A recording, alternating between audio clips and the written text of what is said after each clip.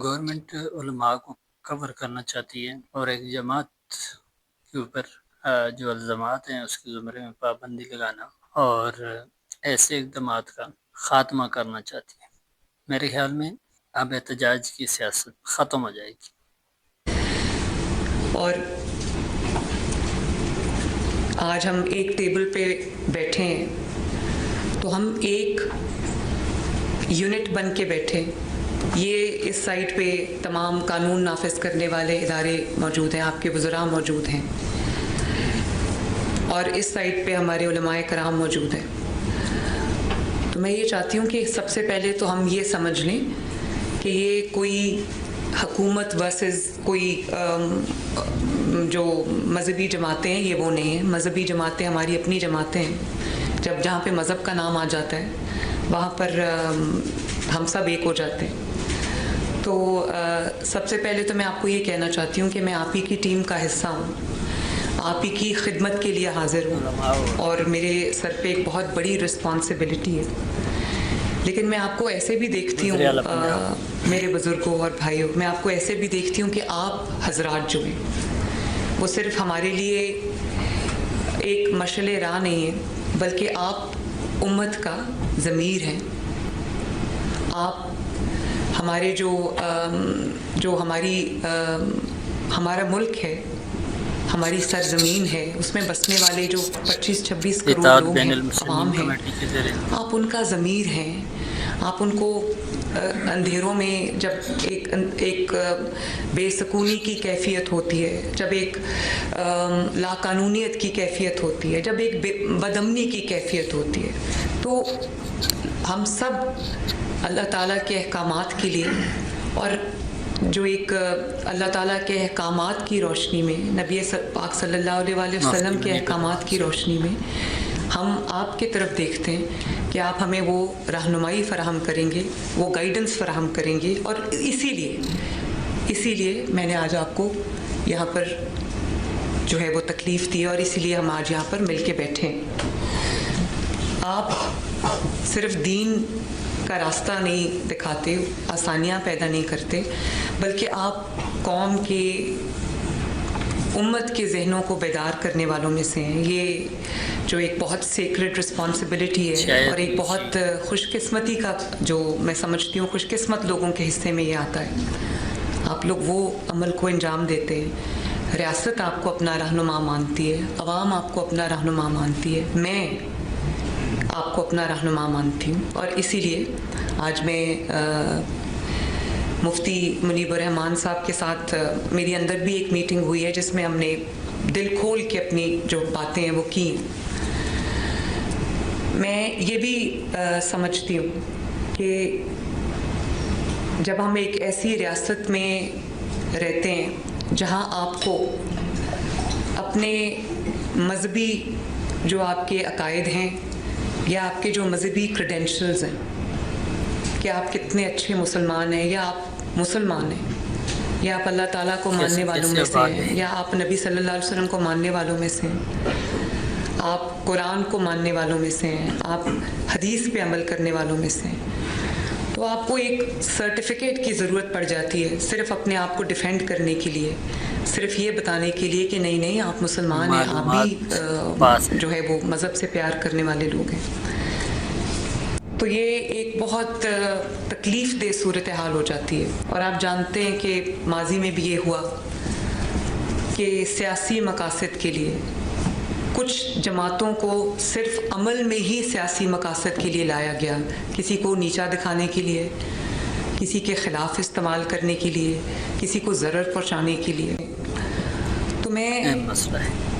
یہ ایک تکلیف دہ صورتحال ہے کہ ہم ایسی چیز کے بارے میں بات کرنے جا رہے ہیں جو ہم سب کے دلوں پہ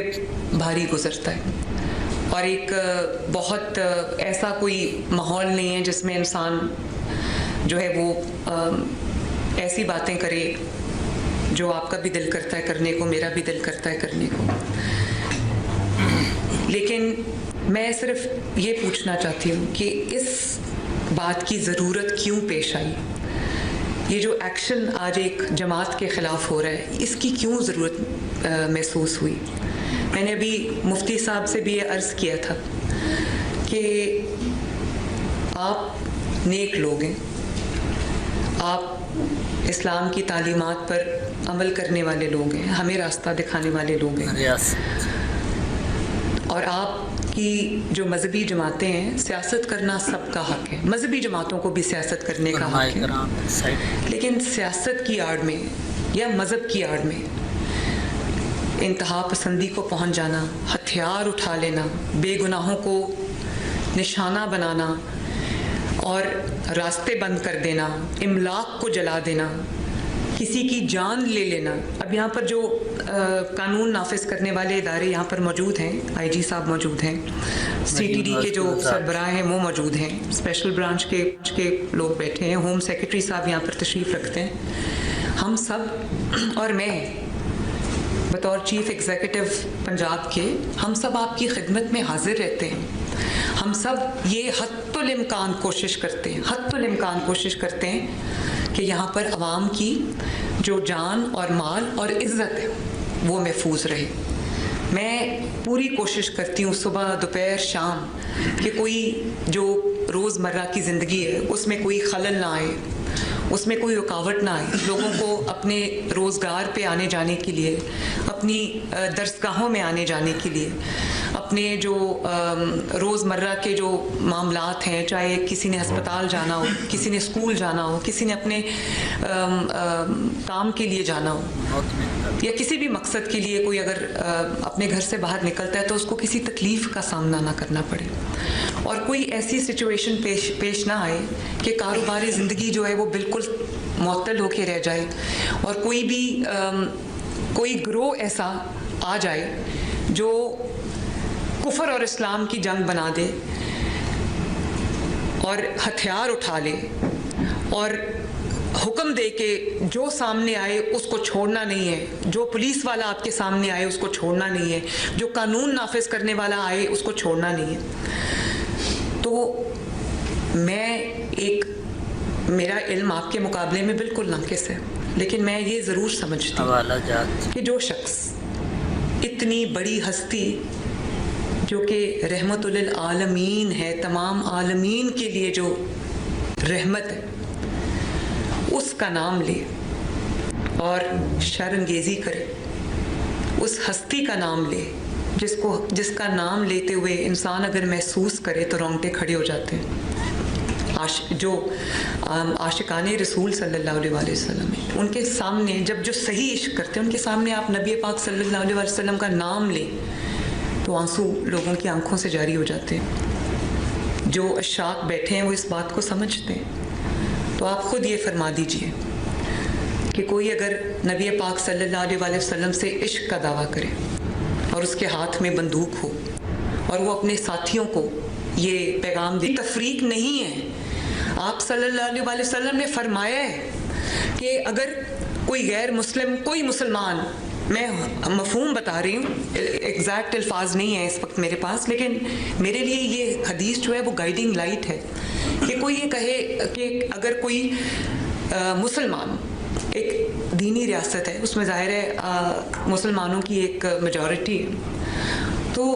کوئی مسلمان غیر مسلم کے ساتھ ظلم میں انوالو ہوتا ہے یا اس کی پراپرٹی پہ قبضہ کر لیتا ہے، تو نبی صلی اللہ علیہ وسلم نے فرمایا ہے کہ قیامت کے دن میں غیر مسلم کی جانب سے جس پہ ظلم ہوا ہے یا جس کے ساتھ زیادتی کی گئی، میں اس کی طرف سے گواہ ہوں گا، میں اس کا وکیل ہوں گا۔ تو انہی احکامات کی روشنی میں آپ سے یہ رہنمائی چاہتی ہوں کہ بطور حکمران، جو یہ حکمرانی اللہ تعالیٰ نے دی ہے، یہ کرسی مجھے اللہ تعالیٰ نے دی ہے اور یہ سدا رہنی بھی نہیں ہے، میں آپ سے یہ رہنمائی چاہتی ہوں کہ اگر کوئی جتھا ہتھیاروں سے لیس ہو کر سڑکوں پہ آ جائے اور کہے کہ مجھے میری مرضی کرنے دی جائے، ورنہ میں راستہ بند کروں گا، ورنہ میں گولی چلاؤں گا، ورنہ میں ریاست کو یرغمال بناؤں گا، عوام کو یرغمال بناؤں گا، تو وہ صرف ایک اپنا ایجنڈا فارورڈ نہیں کر رہا، وہ آپ سب کی بدنامی کا باعث بن رہا ہے، وہ ہمارے دین کی بدنامی کا باعث بن رہا ہے۔ آپ صرف ایک میں آپ سے سوال کرنا چاہتی ہوں، اور یہ میں آپ سے چاہتی ہوں اس کا جواب۔ لبیک کتنا خوبصورت لفظ ہے، جب آپ احرام کی حالت میں ہوتے ہیں تو جب آپ کہتے ہیں لبیک اللہم لبیک، تو آپ اللہ تعالیٰ کے حضور آپ یہ کہتے ہیں پاک صاف ہو کے کہ اللہ تعالیٰ میں حاضر ہوں۔ لبیک کا کیا مطلب ہے؟ فرمائیے مجھے، لبیک کا کیا مطلب ہے جی؟ کہ میں حاضر ہوں۔ تو اب پاکستان میں رہتے ہوئے اس مقدس لفظ کا آپ کے ذہن میں کیا مطلب آتا ہے؟ لبیک سے آپ کے دماغ میں کیا آتا ہے؟ ایک مذہبی سیاسی دماغ، اور اتنا تکریم والا لفظ جو ہم احرام کی حالت میں ہمیں پڑھنے کا حکم ہے، اور یہ بھی ہمیں بتایا گیا ہے کہ اللہ تعالیٰ کو احرام کی حالت میں، چاہے آپ وہ عمرے کے لیے جا رہے ہوں یا حج کے ارادے سے جا رہے ہوں، میقات کے وقت جب آپ احرام میں اس کے مقام پہ جب آپ احرام پہنتے ہیں تو اللہ تعالیٰ کو اس حالت میں آپ کی زبان سے کوئی کلمہ اس سے زیادہ جو محبوب نہیں ہے۔ ہم پڑھتے ہیں جب ہم جاتے ہیں احرام کی حالت میں تو وہ دل پہ لگتا ہے جا کے وہ لفظ لبیک، یقین مانے اس کا جس طرح کبھی آپ